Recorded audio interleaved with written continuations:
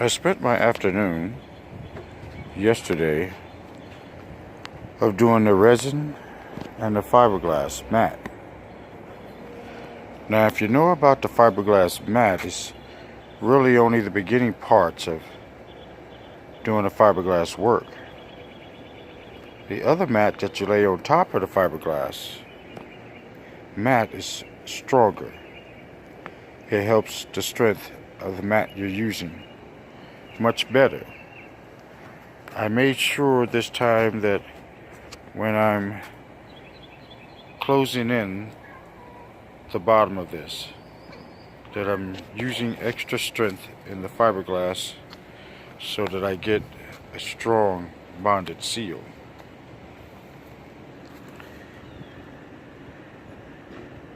And when you're using fiberglass, you don't need to use much supportive strength, because it only depends on how much of the fiberglass you lay on.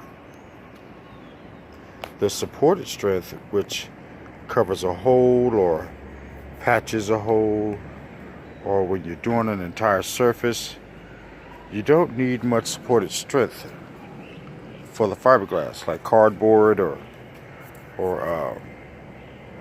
any type of thin sheets of wood. You don't need much strength to start laying the fiberglass, but you do need to lay a lot of fiberglass when you use such thin resources to start laying your fiberglass. These wood that I applied, as you can see, it's like half a quarter thick. It's like a quarter or half a quarter thick. And this area and over here on this area, they're doubled up and they are smoothed out in order to get me that rounded shape to work with, because all that's been rounded, all this has been rounded, and that because fiberglass does not like corners. Everyone tells you this. Fiberglass does not like sharp corners. It is incredibly difficult to get fiberglass to work with corners. And I did not want to use staples because it still does not keep the fiberglass mat from not wanting to move. So you'll see little parts here where it had to work with this curved corner. It didn't want to stay even against the curved corner. That's why you see this part here dark and this part here is light, because it managed to trap air under this curved form. And some part of it got here and created a bubble that was not there last night when I thought I was finishing up working with the mat. It did not show those bubbles anywhere, but somewhere throughout the night it ended up showing this bubble and that bubble somewhere along the line throughout the night. It ended up showing this ridged bubble. Kind of mad about that, because I worked on the fiberglass for a good while trying to make sure that I got no bubbles and no ridges, anything like that. But as you can see, sometimes this fiberglass moved at some point of time throughout the middle of the night. It moved a little, which when I put the other mat on top, I can't do. I have to wait till this completely dries. I have to sand those bubbled parts. I have to repair them. Then I have to put the other mat back on. I have to put more matted fiberglass in and more of the other mat on top of it, the finishing mat, the one that's really smooth. I have to apply that after.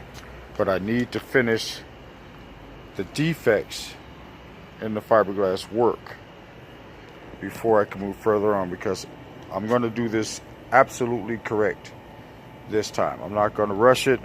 I'm not going to rush the job on it. I'm going to make sure that I completely enclose the back. There's completely no room for air to get in and start seeping through. I'm going to make sure there's completely no defects in the fiberglass work. So this is why I'm taking my time on it. This is why I'm doing it slowly.